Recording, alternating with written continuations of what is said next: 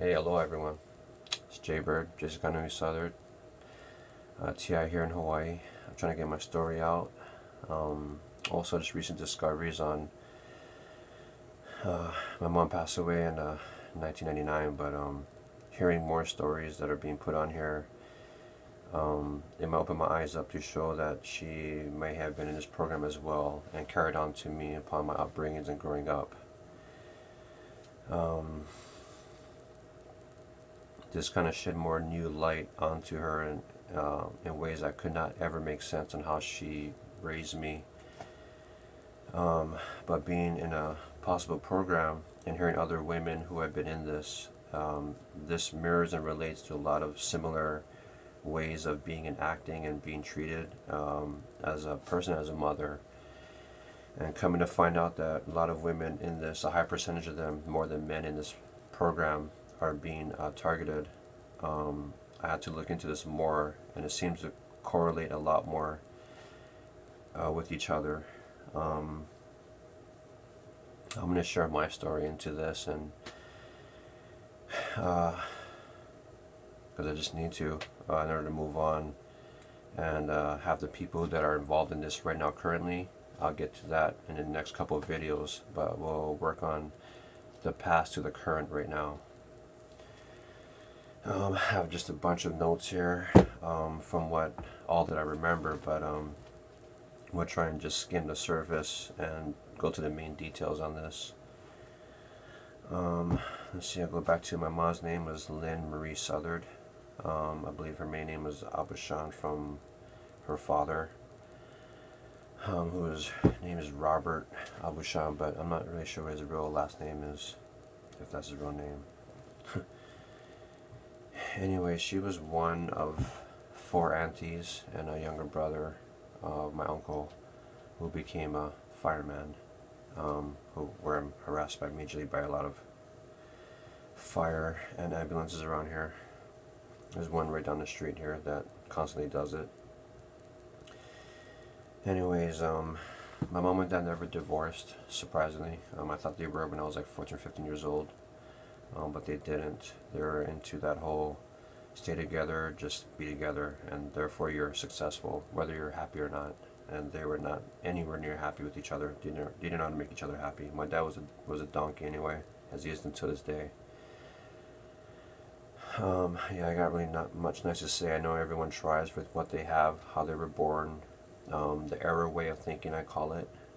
But he never modified or never took in anything new to remember to better himself. He just stayed as is, and I feel really sorry for my mom and unfortunate that she never left him and found someone who was a lot better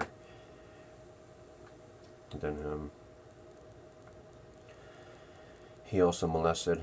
The reason why I say that because in my first video, he also had been molesting his current girlfriend's daughter, Kamalee Leong, who is the daughter of Doris Leong, who is trying to take away everything in her family, who is part of this program and trying to destroy my life and whoever's life is in this, but definitely mine's in this so far.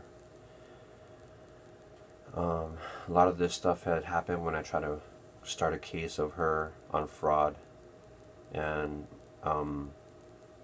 report my dad for molesting her with no one did anything. So I told my brother and I that we had to make a case, and this got really bad with the molestation.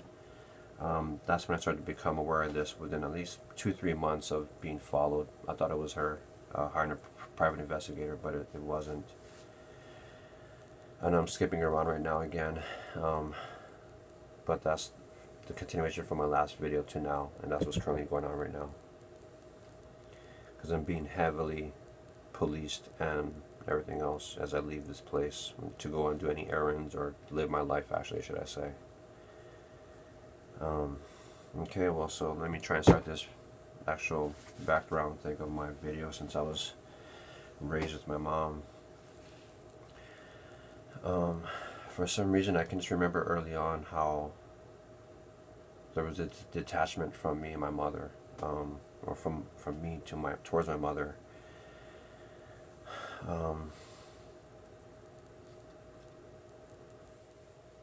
There was just a way in which it seems that I've let her down through the lack of her reaction into maybe how she expected me to be. And obviously I was not keeping my end of the bargain to have her feel that I was that ideal son that she wanted me to act or be. Um, she was born in August 24th, which is Duke Anamoku's birthday. And August 24th is also her father's birthday and my dad's birthday, so there's three of them on August 24th. I was born June 3rd. I'm a Gemini. She's a Leo. And it seems to be like in not an ideal fit for those two signs to, work together anyway. So I was automatically a black sheep, especially after my brother was born 6 years later as an Aries, April 3rd. It always seems like they were the family and I was supposed to just get out and go back wherever I was. And besides that, for the longest time when I was born, I never felt like I was part of the family. I always looked up to the stars and the moon and looked like, this is not real. When am I going to get picked up? I remember that early on, since I was young, that I wasn't supposed to be in that house, or it was just my real parents. It didn't seem like it. Since I was little, I guess I'll try to start that off again right now. Since being a cakey or a little child, I gotta definitely say my mom was a badass cook. She was good at arts and crafts, which I feel like I got my skills from. I went to 2 years of preschool. I guess before preschool. These two stories that I remember happening to me, but my dad relayed these stories back to me. We live on the third floor in an apartment that we still have till today. We live on the third floor. Second floor is a parking lot, and the ground floor is a pool. We live right over the pool. So the railings were like this, this within the railings and stuff like that. I could fit out, and I was swinging outside the railings on the patio, which I remember in some of the early pictures, why there was chicken wire along the first half of the balcony, because my dad had to put chicken wire so that I wouldn't just swing out in the balcony and just kind of swing out outside. According to my dad, said that there was a time that my mom was about to freak out because she saw me swinging outside the balcony, and my dad had held her back and said, "Hold on. Hey Jason, come inside. We got something for you." So that's how they lured me, because I guess my dad was smart enough to say that my mom probably would have watched me. I probably would have let go and just like just fell over into the pool area or something like that. So my dad had some type of sense in his mind to lure me back in, and then he put the chicken wire fence up. And another one is that my mom said that when she was sleeping, when she woke up, I had got into the cabinet and was just like shaking Ajax or Comet all over the place. I was covered with Ajax or Comet, and none of it got into my mouth or my face or whatever to get really, it's highly dangerous with whatever that, Ajax and Comet is pretty dangerous as far as the substance that it is, and I never, I guess, none of it got into my system, thank God. What I do remember from early on, which is messed up, I do remember going to preschool. I remember from my earliest memories is from preschool, and some of the pool, going downstairs and going to the pool. They told me that when I went down in the pool area, I would look up and how the sky used to kind of move and stuff like that, that the building appeared to be falling on top of me. So I would kind of freak out and cry my head off and say they had to take me home, because I would look up at the sky and think that the building was falling or something. I never really quite remember that part, but I can kind of see it in myself and stuff like that. I remember getting stung by a bee because I played with a bee, and I got stung by a bee when I was younger. I remember that big time. I remember them telling me not to play with it or don't leave it alone, but I was fascinated by this bee moving in the water, vibrating his wings. I remember this in this little puddle, and I tried to pick it up, and it stung me.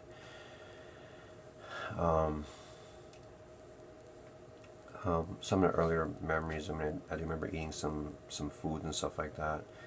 But from preschool, I can start here with my real memories of preschool. Is I had this coin purse with this kind of chain right here.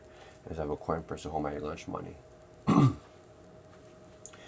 I do remember another kid taking off this coin purse and whipping me with the chain, because I would never have thought of that person myself until the kid did it to me. So of course, as we were whipping each other, I get in trouble, and I get a note pinned on my back. I remember back then, get a note pinned on your back to go home, and then it's kind of like you're a bad boy or something like that. At that time, we used to have a babysitter. I don't remember the first babysitter that my dad said that we had was a girl who used to keep me in a crib in the room, and she was outside in the living room just watching TV while I was in a crib in the room. So they stopped having me being watched by this other younger girl, and then later on it was Mr. and Mrs. Rebello, who was an Italian older couple. Definitely kind of old school ways and stuff like that. I remember her whacking us with her hand pretty hard. But anyways, my dad would pick me up from the preschool before he went to work at the airport and drop me off at the babysitter's house. My mom was currently already working at Pacific Garden Life in downtown, so when she got off at work at 5 or 6, she would call Mrs. and Mr. Rebel and they would drop me off in Salt Lake. So that's how it worked. My dad would pick me up from school, drop me off at the babysitter's, he would go to work, my mom would come home, they would drop me off, and what have you, because my mom always says go to work in the morning too as well, to Pacific Garden Life.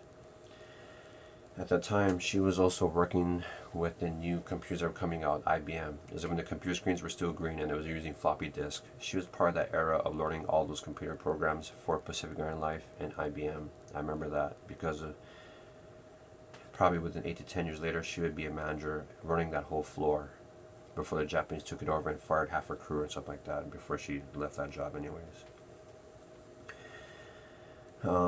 My mom she was a professional from the beginning and worked their way up, wore business suits and all that stuff to work. She was very heavy into all that stuff like that, very professional, as I can say, which masked a lot of the monstrous things that she would do because people would just see her so professional that they couldn't see the monster that she was capable of being. I mean, I don't really like saying that, but she was gnarly and monster. I'll get into that. It's like Mommy Dearest is what I say. Mommy Dearest meets misery. Anyways, here I'm still in preschool. What is it, like 12 minutes right on this video? Damn. So anyways, I'll be able to see a little more stories before my video has to be like around 15 minutes before it won't upload, I guess. The first few did, but for some reason it won't after this. So I have to keep it kind of short into intervals of 15 plus minutes or so.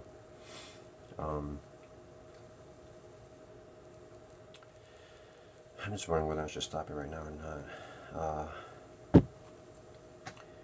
Yeah, I'll just do like a little short thing here before we kind of get right into the real details here. Just going through school, preschool, we weren't in counseling yet. When I got into elementary is when we got into counseling. I'm just kind of skipping ahead, but I'm just going to give you a forefront. But the counseling was with Dr. Lee Stevens and Mrs. Jonah Poe.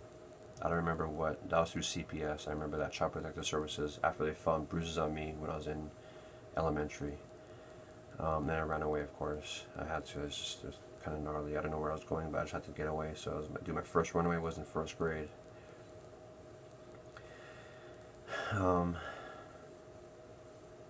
It gets real heavy, is what it is. I tried to tell this video like 2-3 times, and the emotion buildup that I get of trying to tell this, and then realizing that the video doesn't work is kind of fucked up. It's kind of jacked up. This is what they've been I feel like this is what they have been doing to me, is to get heavy into telling a story and realizing I can't even fucking load it up. And having to go through this again and again, like this is my 3rd time. It gets heavy and it wears on you. You have to build yourself up to go back to these memories and relay them. And the emotional feeling that you get from it, is difficult. But that's kind of what it's important to say this right now. So that's kind of why I'm here, gung-ho, trying to tell my story, which I will freaking do, no matter what all these motherfuckers are trying to do to me to stop it. I will get this story out. So it's coming to 15 minutes here soon, and I will do a more comprehensive detail on my upbringings with my mom, and it'll relate heavily into these stories that other TAs are talking about that are women, and my upbringings from my mom. Yeah, it's real heavy. It doesn't, and just to know that I'm still being to the current situation right now.